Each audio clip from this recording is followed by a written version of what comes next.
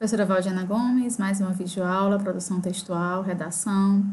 Vamos começar a nossa videoaula de hoje e, como sempre, antes de irmos para a indicação da nossa agenda, vamos fazer a nossa acolhida, tá bom?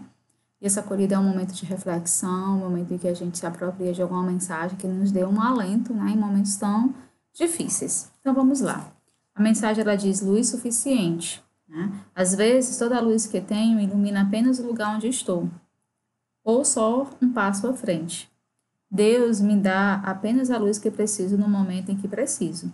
Nesses momentos, eu caminho pela fé, incapaz de enxergar o futuro e entender sem compreender totalmente o passado.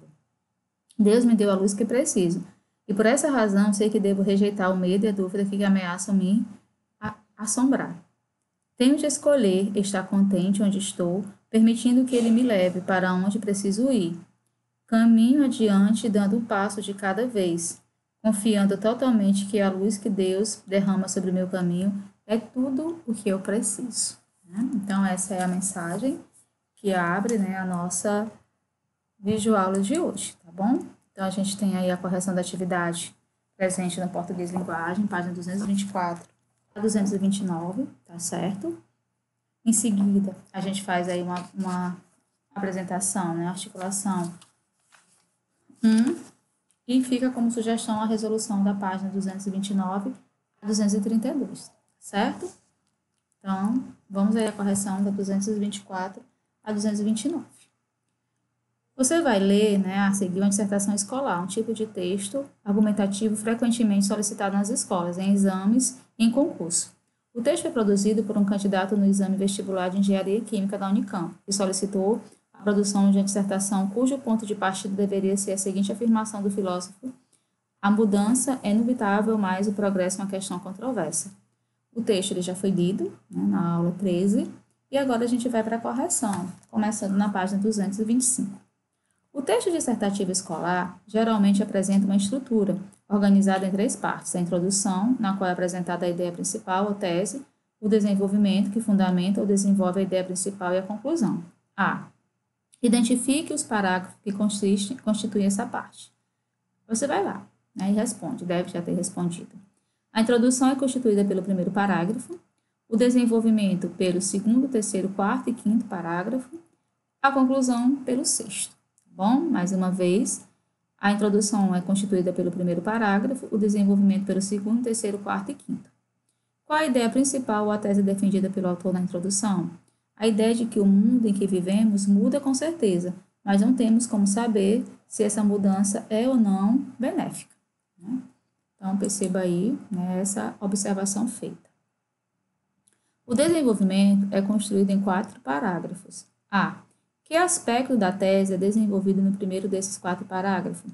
O dinamismo e a característica do universo, do planeta e da vida humana. Tá bom? É importante, pessoal, que vocês reconheçam esses tópicos, porque se você reconhecer, você vai conseguir estruturar na sua redação, no seu texto, tá bom?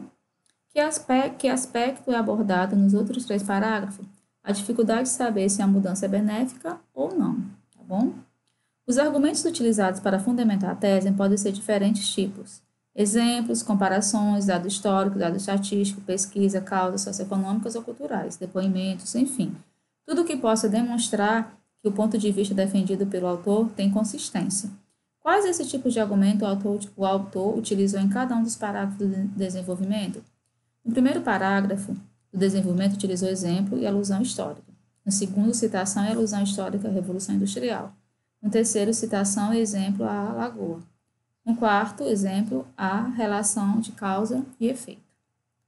Observe a conclusão do texto. Trata-se de uma conclusão do tipo de síntese ou do tipo proposta?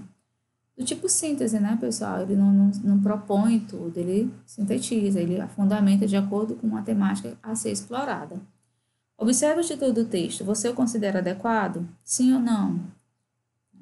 Você acha que o autor ele defendeu o ponto de vista dele? Ficou claro? Quando você leu, você conseguiu relacionar? São esses aspectos que você vai se atentar antes de responder.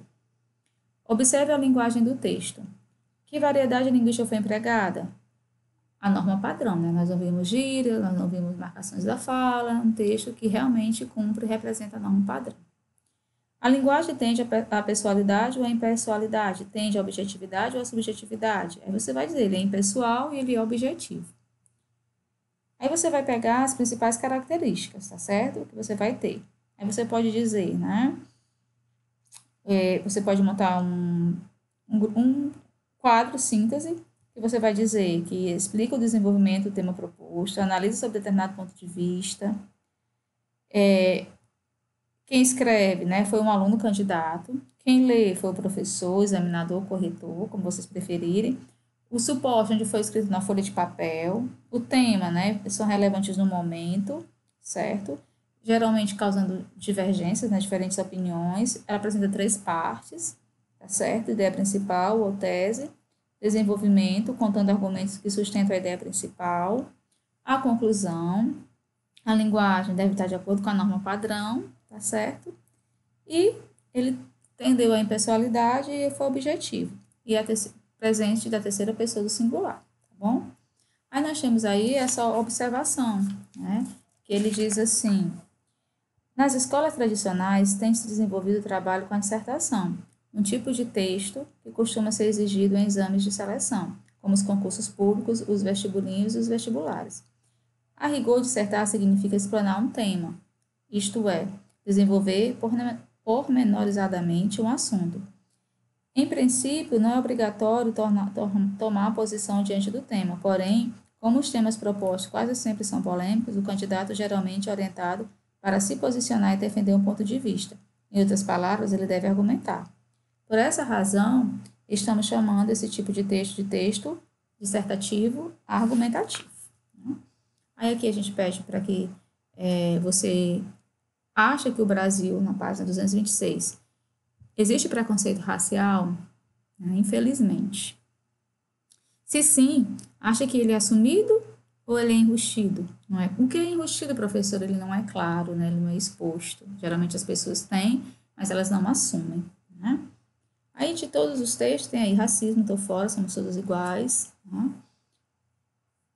Adolescentes contra o racismo, depoimento de Gabriela dos Santos Oliveira, né? E pede para que você faça. Né? Aí vamos ver aqui alguns desse texto para fundamentar a tese de vocês. A gente começa com esse aqui da página 226. Daniel Alves participou de 2 gols do Barcelona na vitória sobre o Villarreal por 3-2 neste domingo. No entanto, o que mais chamou a atenção na atuação do brasileiro foi a maneira com que o lateral direito lidou com a manifestação racista. Aos 35 minutos do segundo tempo, torcedores jogaram uma banana dentro de campo, quando o jogador ia cobrar um escanteio. Sem se abalar, Daniel pegou a fruta e comeu, como forma de protesto. Dani Alves recebeu diversas mensagens de apoio, incluindo a publicação do Neymar, dando força ao amigo do clube de seleção brasileiro. Nós temos aí uma fonte e acesso em 17/6/2014. O segundo texto base fala somos todos racistas, e a banana do Daniel Alves não muda isso. A campanha publicitária antirracista, iniciada por Daniel Alves e Neymar, tem lá seus méritos por disseminar uma discussão sobre o assunto. Mas será que ela ataca o ponto principal? Será que vai servir para ao menos reduzir a discriminação no futebol? Obviamente que não.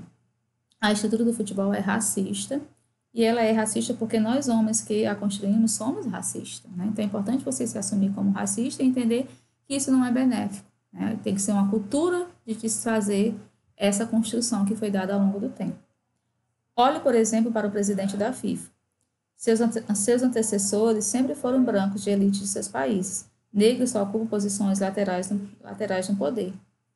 Observe agora a África do Sul. Né? A foto de seu núcleo de poder só mostra brancos no centro. Chegamos ao Brasil, CBF. Todos os presidentes da confederação até hoje foram brancos. Né? Algo a se pensar, né? O pessoal a se questionar. Agora pegue uma foto do presidente do seu clube. Se olharmos para as imagens do presidente dos 12 grandes times nacionais, no máximo você verá o moreno Roberto Dinamite. Vamos aos bancos de reserva. Nos grandes times nacionais, há 2 técnicos negros. E não há negros no futebol? Ora, o futebol brasileiro foi formado em cima da capacidade de técnica de jogadores mulatos, pretos, índios, mestiços em geral. E nenhum deles teve capacidade de ascender o cargo importante após o final de sua carreira. Né?